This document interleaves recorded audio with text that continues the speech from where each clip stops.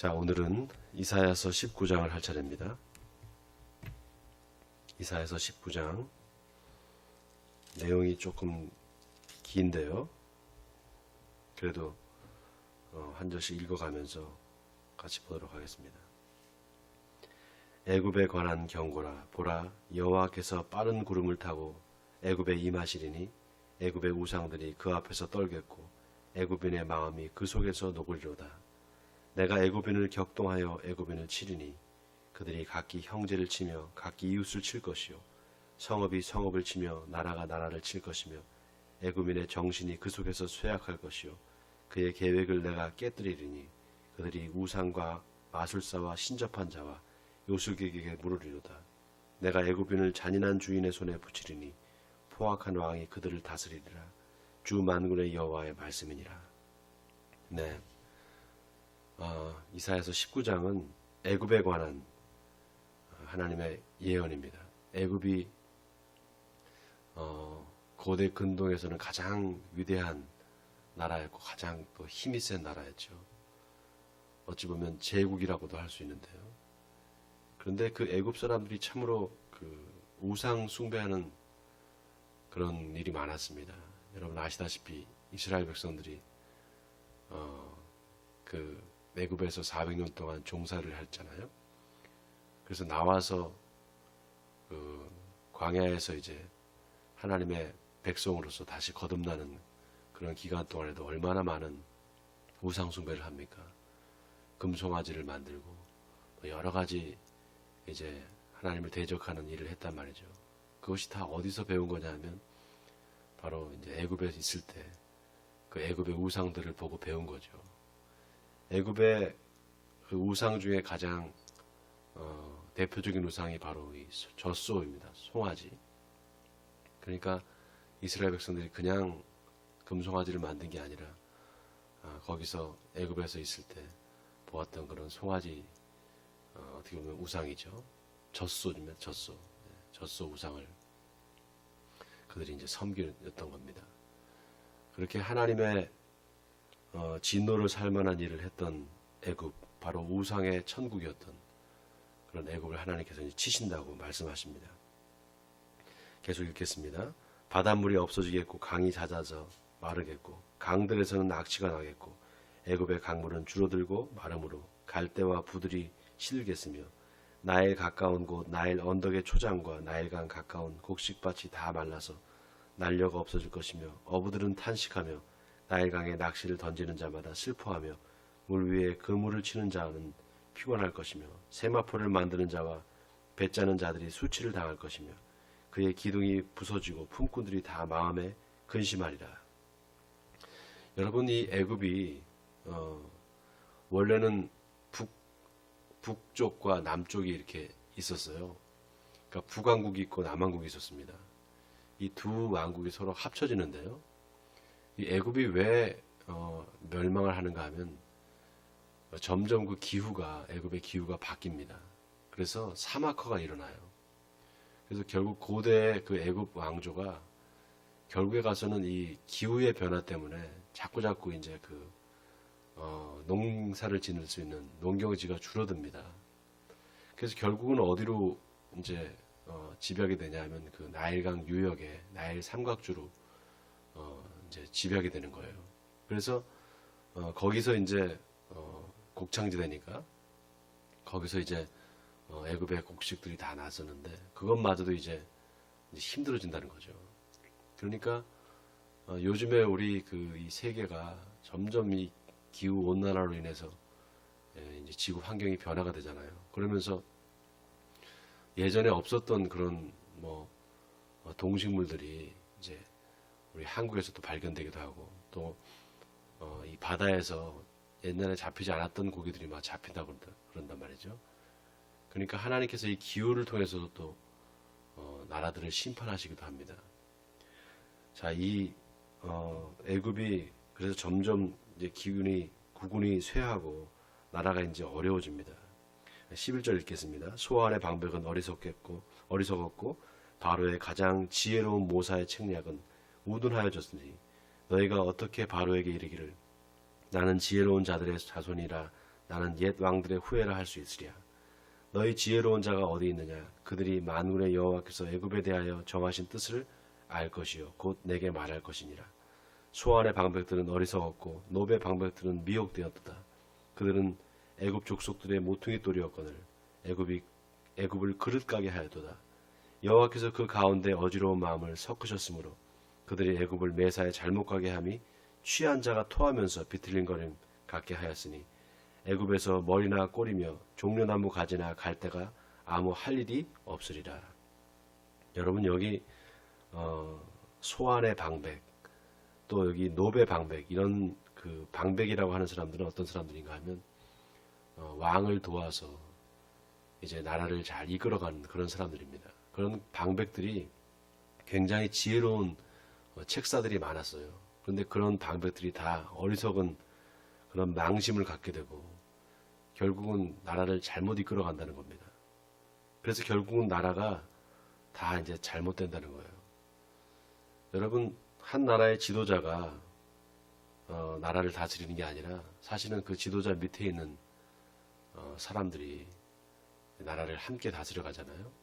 그런데 그 지도자 밑에 있는 관리들이 부정부패를 하고 그리고 그 부정부패하는 것 때문에 거기서 이제 연루가 된 사람들이 다 이제 자기 배를 채우는 그런 짓을 하게 되면 결국 나라가 어떻게 되겠습니까? 나라가 이제 멸망하는 거죠.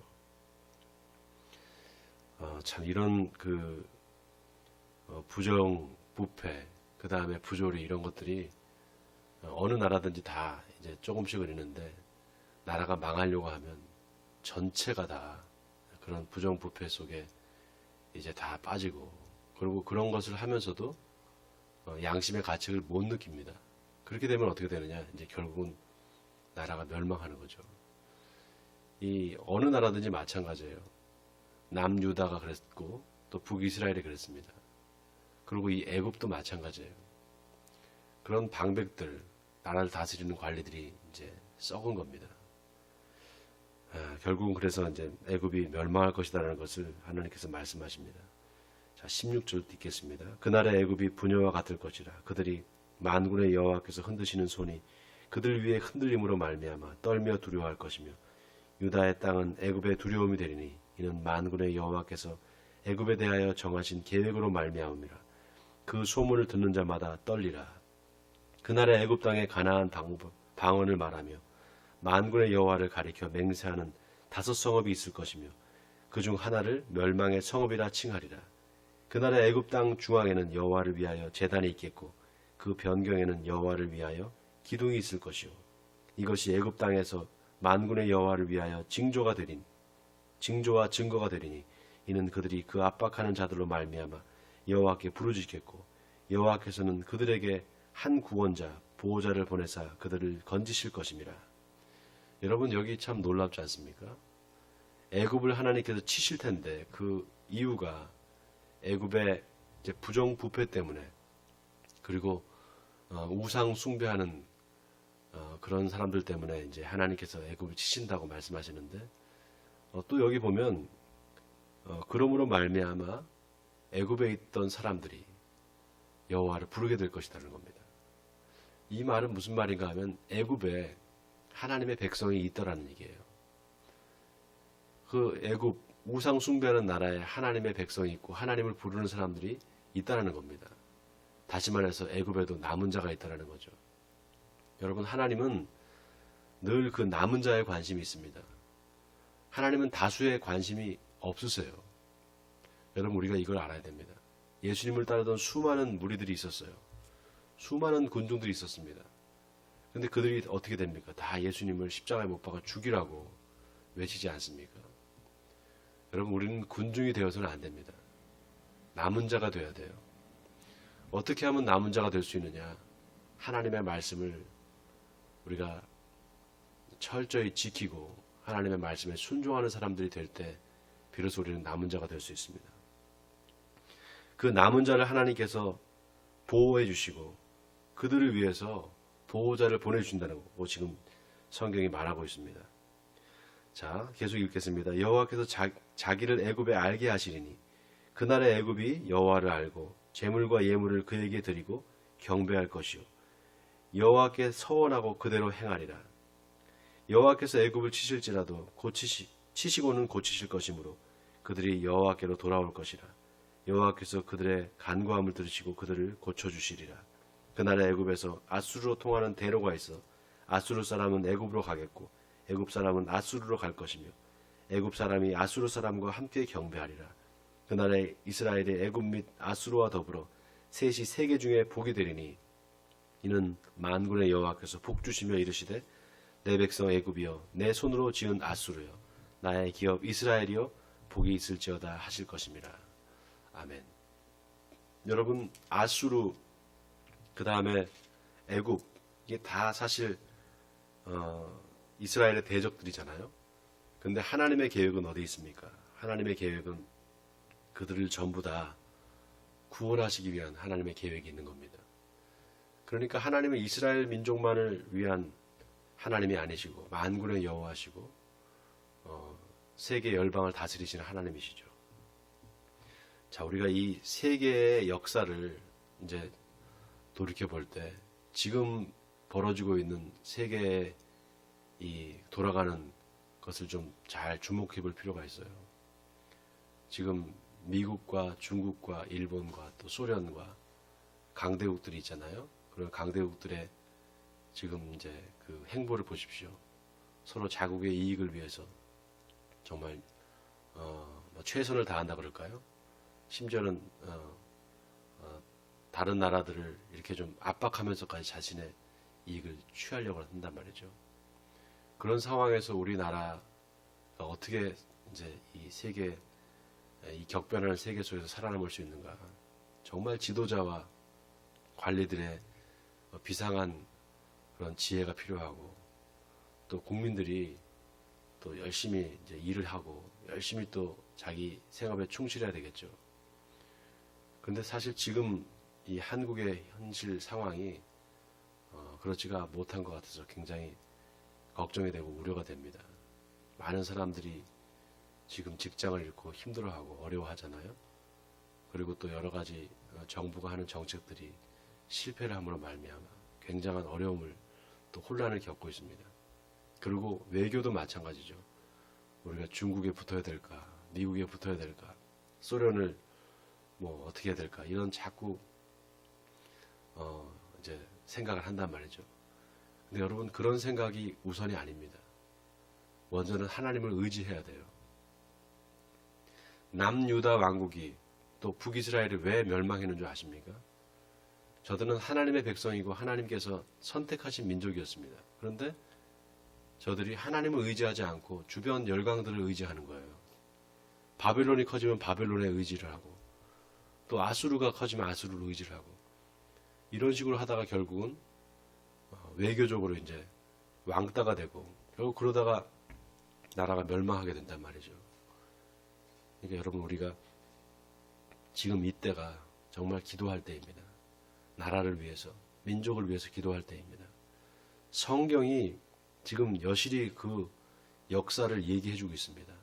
하나님을 떠난 민족과 하나님을 떠난 나라가 어떻게 되는지 그것을 정확하게 보여주고 있어요. 그리고 어떤 나라든지 그 하나님의 자녀와 하나님께서 남겨놓은 백성들이 있다라는 것입니다. 그 남겨놓은 백성들, 바로 남은 자들을 하나님께서 챙기시고 그들에게 구원자를 예비하신다는 거죠. 오늘 이 새벽에 여러분 내가 남은 자가 되기를 원합니다. 하나님 내 믿음을 지켜주시고 내가 이 환난의 상황 가운데 오직 하나님만을 의지하는 삶을 살겠습니다. 이렇게 다짐하는 오늘 새벽이 됐으면 좋겠습니다. 이 시간 같이 기도할 텐데요. 하나님 우리 나라와 민족을 구원해 주시옵소서. 우리 나라와 민족을 위해서 기도합니다. 나라의 대통령과 관리들 또 위정자들이 정치하는 사람들이 또 지도자들이 정신을 바짝 차리고 기도할 수 있게 해주시옵소서. 이렇게 기도했으면 좋겠고요. 또 우리 각 사람들이 특히 예수 믿는 사람들이 하나님 앞에 이걸 기도해야 됩니다. 하나님 이 나라에 공의가 없습니다. 하나님 공의로운 나라가 되게 해주시옵소서. 거짓과 불의가 다 드러나게 해주시옵시고 그래서 온전히 진실만이 드러나는 그런 역사가 있게 도와주시옵소서. 함께 하나님 앞에 기도하고 또 여러분 각자 기도 제목이 있는 줄 압니다. 기도하시다가 돌아가시겠습니다. 같이 우리 기도하겠습니다.